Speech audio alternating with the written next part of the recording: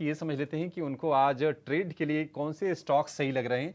शुरुआत देवांग जी आपसे करना चाहेंगे, बताइए आपके शेयर कौन से हैं। Very good morning. फर्स्ट तो क्या आएगा, कैनरा बैंक। कैनरा बैंक में हम देखा है कल अच्छा एक मूवमेंट था, उसने कैनरा बैंक में ब्रेकआउट भी देखने मिला है। एक शॉर्ट टर्म मूविंग एवरेज के ऊपर स्टॉक ने एक ट्रेड कर रहा है, तो हमें लगता है कि कैनरा बैंक में आगे भी मूवमेंट देखने मिल सकता है। कैनरा बैंक खरीदने की सलाह रहेगी। 590 का स्टॉप लॉस रखना है, 626 का टारगेट है। नेक्स्ट स्टॉक रहेगा हिंडाल्को। हिंडाल्को हमने देखा है कि आफ्टर द करेक्शन स्टॉक में कंसोलिडेशन ब्रेकआउट देखने मिला है। तो हमें लगता है अभी भी इसमें अपसाइड देखने मिल सकता है। हिंडाल्को खरीदने की सलाह रहेगी। 567 का स्टॉप लॉस रखना है, 587 का टारगेट के साथ। ठीक है, केनरा बैंक के लिहाज से भी हमारे एक्सपर्ट्स के रडार पर ये शेयर था। 2-3 एक्सपर्ट्स ने ये शेयर रेकमेंड किया था और आज ये दिवांग की तरफ से भी ये शेयर आपके लिए खरीदारी की रिकमेंडेशन। दूसरा शेयर हिंडाल्को 567 रुपए के टारगेट के लिए और केनरा बैंक के लिए जो लक्ष्य है वो है 626 रुपए का। फिलहाल 606 रुपए पर आपको इसका भाव दिखेगा। कल 2% के आसपास की हमने तेजी देखी है। किरण जी, आपके रडार पर कौन से शेयर हैं सर, आप क्या खरीदने की सलाह दे रहे हैं। Very good morning everyone. So overall अगर हम मार्केट का स्ट्रक्चर देखें तो इंडेक्स में तो बाय एंड डिप्स की सलाह रहेगी, लेकिन स्टॉक स्पेसिफिक हमें लग रहा है कि दो जो सेक्टर है वहां पे हमें अच्छी खासी तेजी लग रही है। सो पहला है मेट्रोपोलिस और लालपत में अगर हम देखेंगे, जिस तरह से लेबोरेटरी स्टॉक्स में हम एक अच्छा खासा उछाल देख रहे हैं, तो लालपत हमें काफी अच्छा लग रहा है। हमने लास्ट टाइम भी ये स्टॉक रिकमेंड किया था। हालांकि कॉस्ट टू कॉस्ट ही है, हम वापस इसको रीरेट करना चाहते हैं। डेली चार्ट के ऊपर आप देखोगे तो एक full bullish flag pattern breakout हमें देखने को मिल रहा है। मोमेंटम इंडिकेटर भी बुलिश जोन के अंदर वापस आ रहा है। सो देयर आर चांसेस कि डॉक्टर लाल पैथ में हम एक अच्छी खासी रैली देख सकते हैं। तो 2285 के आसपास की क्लोजिंग है, हम लॉन्ग करके जाएंगे। 2330 का हमारा टारगेट रहेगा। 2260 एज अ स्टॉप लॉस हम डॉक्टर लाल पैथ में मेंटेन करेंगे। तो डॉक्टर लाल पैथ हमारा पहला स्टॉक है। दूसरा हम हिंजिंग मेटल सेक्टर से देना चाहते हैं कॉल। और हिंजिंग में मेटल सेक्टर के साथ साथ सिल्वर का जो पोर्शन है वो काफी अच्छा है। हम लास्ट 3-4 दिन से देख रहे हैं कि सिल्वर और कमोडिटी मार्केट्स के अंदर काफी अच्छा एक अपसाइड स्विंग देख रहा है। उसके चलते लास्ट 3 दिन में हिंदुस्तान जिंक में भी काफी अच्छा एक हमने देखा है कि अपस्विंग आया है। अब इस अपस्विंग आने के कारण डेली चार्ट के ऊपर एक राउंडिंग बॉटम पैटर्न है, तो रेक्टेंगल पैटर्न हम कह सकते हैं ब्रेकआउट आया है।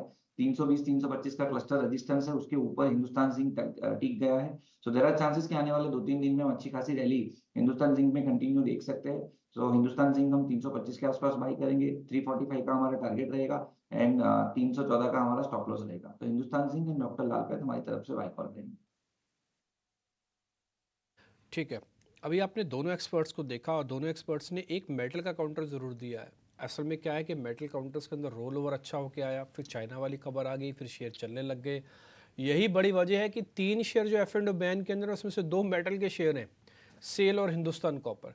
क्योंकि मेटल के अंदर जो झुकाव है ना, वो एकदम से सब लोगों का आ गया और एक साथ आ गया। ये धीरे धीरे नहीं आया, एक साथ आया। आप सेल देखोगे ना, कल डेज हाई पे बंद हुआ है।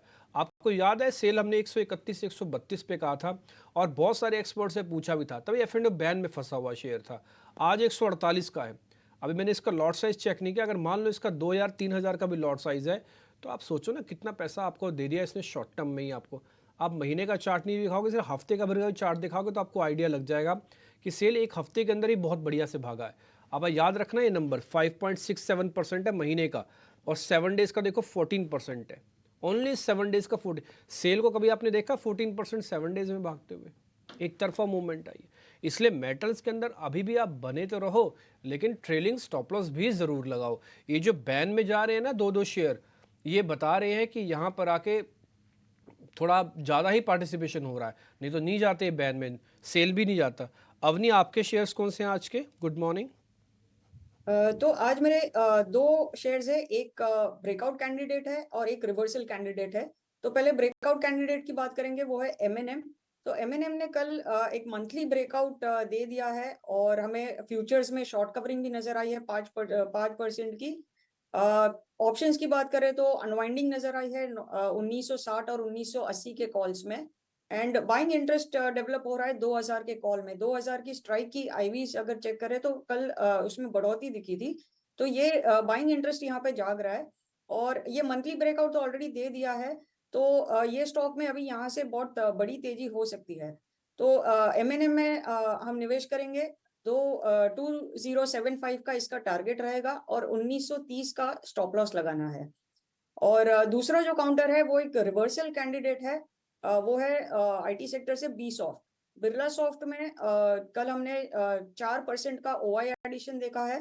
एक टेक्निकल चार्ट्स पे एक अच्छा राउंडिंग बॉटम फॉर्म हुआ है डेली चार्ट्स पे, एंड अभी सारे शॉर्ट टर्म मूविंग एवरेजेस के ऊपर निकल चुका है स्टॉक। तो इसमें 818 का टारगेट रहेगा, 755 का स्टॉप लॉस रहेगा। ये अगर 775 तक थोड़ा सा नीचे आ जाता है, कल 777 का क्लोज था, तो उसमें और थोड़ा सा ऐड कर सकते हैं।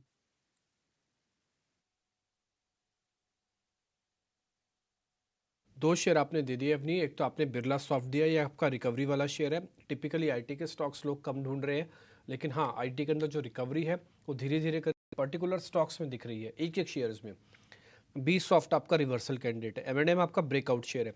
मैं एक बार जो तीनों एक्सपर्ट्स उन्होंने ट्रेड दिया ना, मैं आपको रिपीट करके बताता हूँ ताकि आपसे कोई मिस ना हो। फिर जो नीचे आप HDFC बैंक वाला हिस्सा देख पा रहे हैं ना, इसके डिपॉजिट्स वगैरह के नंबर आ गए।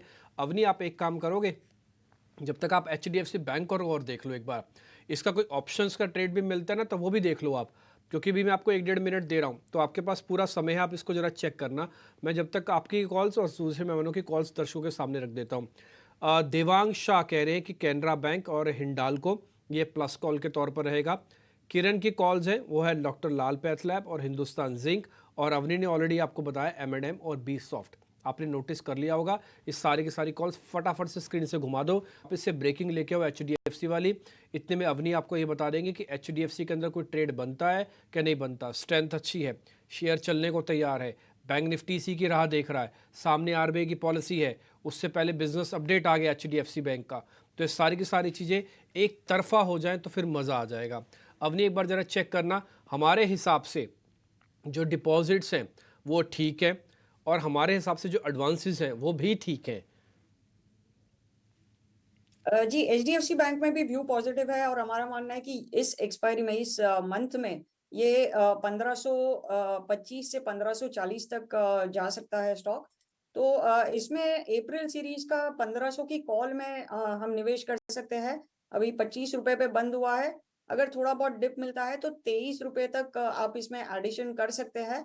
और नीचे की तरफ इसमें स्टॉप लॉस लगाना है 17 रुपए का, और ऊपर इसका टारगेट रहेगा कम से कम 42 से लेके 45 तक का। 40 से 45 रुपए का टारगेट है। मैं रिपीट कर देता हूँ, प्रोड्यूसर साहब अगर आप लिख पाएँ तो वो भी लिख दीजिएगा। 1500 स्ट्राइक की कॉल है, अगर सीधा दिखा पाएँ तो ज़्यादा अच्छा है। यस, 1500 स्ट्राइक की कॉल है। ये 25 रुपये में है, आपको दिख रही होगी। या तो 25 में आज ले लेना, नहीं तो 23 तक भी मिलती है, 23 तक भी ले लेना। आपका टारगेट होगा 42 से 45 रुपये। आई रिपीट, आपका टारगेट होगा 42 से 45 रुपये। आपका स्टॉप लॉस होगा 17 रुपये।